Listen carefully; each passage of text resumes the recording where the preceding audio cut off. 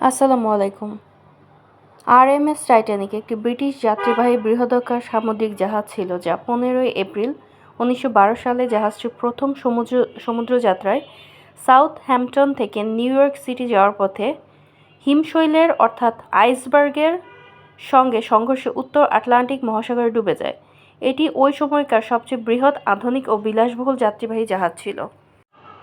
প্রাচীনকালে টাইটানরা ছিলেন গ্রিক পুরাণের শক্তিশালী দেবতা। তারা তাদের বৃহদাকার শরীরের জন্য বিখ্যাত ছিলেন। জাহাজের বৃহদাকৃতির কারণে তাদের নাম অনুসারে এই জাহাজের নাম রাখা হয়েছিল টাইটানিক। এটা আসলে জাহাজটির সংক্ষিপ্ত নাম। এর পুরো নাম ছিল আরএমএস টাইটানিক। আরএমএস এর অর্থ হচ্ছে রয়্যাল মেল স্টিমার, অর্থাৎ পুরো জাহাজটির নাম ছিল রয়্যাল মেল স্টিমার টাইটানিক। এবার আসুন এর নির্মাণকালীন কিছু তথ্য জেনে নেই। টাইটানিক জাহাজটির নির্মাণ কাজ শুরু হয় 1907 সালে। 5 বছর একটানা কাজ করে 1912 সালে জাহাজটির কাজ শেষ হয়। ইংল্যান্ডের হোয়াইট স্টার লাইন এই জাহাজটির নির্মাণ করেন।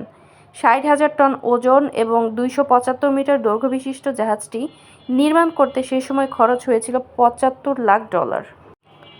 1912 সালের 10 এপ্রিল সাউদাম্পটন থেকে নিউ ইয়র্কের উদ্দেশ্যে যাত্রা শুরু করে টাইটানিক।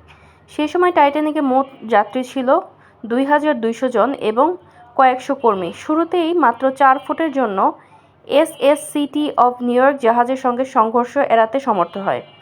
77 নটিক্যাল মাইল এগিয়ে শেরবোর্গ থেকে 274 জন যাত্রী তুলে নেয়। 11 এপ্রিল রাত 11:30টায় আয়ারল্যান্ডের কর্ক পোতাশ্রয় থেকে জাহাজে ওঠেন 113 জন তৃতীয় শ্রেণীর এবং 7 জন দ্বিতীয় শ্রেণীর যাত্রী। ব্রিটেন থেকে আটলান্টিক মহাসাগর পাড়ি দিয়ে আমেরিকায় যাওয়া খুবই বিপজ্জনক ছিল।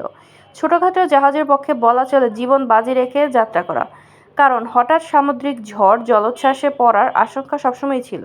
তারপরে এত সংখ্যক যাত্রী সমুদ্রের রোমাঞ্চকর এই ভ্রমণ উপভোগ করার জন্য টাইটানিকের যাত্রী হয়েছিল। টাইটানিকের প্রথম যাত্রীর ভাড়া ছিল $3,100 এবং তৃতীয় শ্রেণীর ভাড়া ছিল $32। যাত্রার দিন অর্থাৎ দুর্ঘটনার দিন দুপুরের ঘটনা। 14 এপ্রিল দুপুর 2টার দিকে আমেরিকা নামের একটি জাহাজ থেকে রেডিওর মাধ্যমে টাইটানিক জাহাজকে জানায় তাদের যাত্রাপথে বড় একটি আইসবার্গ রয়েছে। শুধু তাই নয়, পরবর্তীতে মিসাবা নামে আরও একটি জাহাজ থেকে এই ধরনের সতর্ক বার্তা পাঠানো হয় টাইটানিককে। এই সময় টাইটানিকের রেডিও যোগাযোগের দায়িত্বে ছিলেন জ্যাক পিলিপল ও হ্যারল্ড ব্রিজ। দুইবারই তাদের দুজনের কাছে এই সতর্কবার্তাকে অপ্রয়োজনীয় বলে মনে হয়। তাই তারা এই সতর্কবার্তা টাইটানিকের মূল নিয়ন্ত্রণ কেন্দ্রে পাঠায়নি।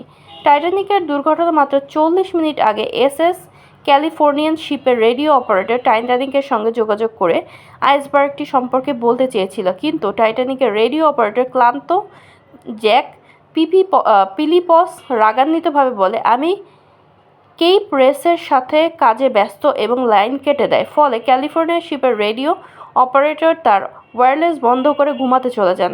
বলা চলে তাদের এই হেয়ালিপনার কারণে ডুবেছে টাইটানিক। টাইটানিক যখন দুর্ঘটনাস্থলের প্রায় কাছাকাছি চলে আসে, তখনই জাহাজের ক্যাপ্টেন সামনে আইসবার্গের সংকেত পান। আইসবার্গ হলো সাগরের বুকে ভাসতে থাকা বিশাল বিশাল সব বরফখণ্ড।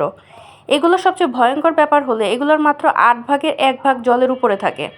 মাত্র 8 ভাগের 1 ভাগ, মানে এর বড় অংশটাই দেখা যায় না। তখন তিনি জাহাজের অভিমুখে সামান্য দক্ষিণ দিকে ঘুরিয়ে নেন।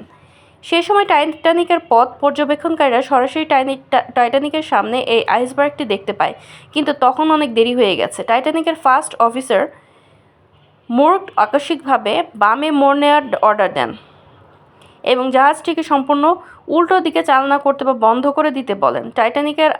টাইটানিককে আর বাঁচানো সম্ভব হয়নি। এর ডান দিক আইসবার্গের সাথে প্রচণ্ড ঘষা খেয়ে চলতে থাকে, ফলে টাইটানিকের প্রায় 90 মিটার অংশ জুড়ে চির দেখা দেয়। টাইটানিকের জাহাজটি সেই স্থানে ডুবেছিল যে স্থানের নাম হলো গ্রেট ব্যাকস অফ নিউ ফাউন্ডল্যান্ড। টাইটানিকের সর্বোচ্চ 4টি জলপূর্ণ কম্পার্টমেন্ট ছিল, নিয়ে ভেসে থাকতে পারত, কিন্তু জলপূর্ণ হয়ে গিয়েছিল 6টি কম্পার্টমেন্ট। তাছাড়া জল প্রতিরোধের জন্য 12টি গেট ছিল। ভাগ্যের নির্মম পরিহাসে এমন জায়গায় জাহাজটির ধাক্কা লাগে যে সবগুলো গেটের জল প্রতিরোধ বিকল হয়ে যায় এবং জলের ভারে আস্তে আস্তে সমুদ্রে তলিয়ে যেতে থাকে টাইটানিক। রাত 2টা থেকে 2টা 20 মিনিটের মধ্যে টাইটানিকের সম্পূর্ণ অংশ আটলান্টিকের বুকে তলিয়ে যায়। ডুবে যাওয়ার শেষ মুহূর্তে জাহাজের বৈদ্যুতিক সংযোগটা বিকল হয়ে যায়। টাইটানিক যখন সমুদ্রের বুকে তলিয়ে যায় ঠিক তার 1 ঘন্টা 40 মিনিট পর রাত 4টা 10 মিনিটে সেখানে আসে RMS কারপাথিয়া নামের একটি জাহাজ। জাহাজটি সমুদ্রের বুকে ভেসে বেড়ানো 700 জন যাত্রীকে উদ্ধার করে সকাল 8:30টার দিকে নিউ ইয়র্কে চলে যায়। এবার আসুন জেনে নেই যে টাইটানিকের ধ্বংসাবশেষটা কি খুঁজে পাওয়া গিয়েছিল। দীর্ঘ 73 বছর পর 1985 সালে যন্ত্রচালিত অনুসন্ধান শুরু করে একদল বিজ্ঞানী। রবার্ট বালার্ড নামক ফরাসি বিজ্ঞানী টাইটানিককে খুঁজে বের করেন। 1985 সালে এর অবস্থান সম্পর্কে ধারণা পাওয়া যায়। আনসিঙ্কেবল টাইটানিকের সমুদ্রপৃষ্ঠ থেকে 12,600 ফুট নিচে আটলান্টিকের তলদেশে স্থির হয়ে আছে। দ্বিখণ্ডিত জাহাজটির দুটো টুকরো 1970 ফুট দূরে অবস্থান করছে। টাইটানিকের সম্মুখভাগ সমুদ্রতলে 60 ফুট মাটির গভীরে রয়েছে। 14 জুলাই 1986 ঘটনার 74 বছর পর টাইটানিকের পুনরাবিষ্কৃত হয়। সর্বশেষ 2018 সাল থেকে 2023 সাল পর্যন্ত টাইটানিকের ধ্বংসাবশেষ এর উদ্ধার তৎপরতা শুরু হয়, কিন্তু 20 জুন 2023 ধ্বংসাবশেষ খুঁজতে যাওয়া টাইটান সাবমেরিনও উধাও হয়ে যায় এবং 5 জন যাত্রী নিহত হয়। টাইটানিকের জাহাজের পাশেই টাইটান সাবমেরিনও সলিল সমাধি হয়েছে।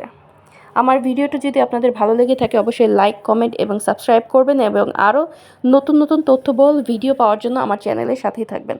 ধন্যবাদ সবাইকে।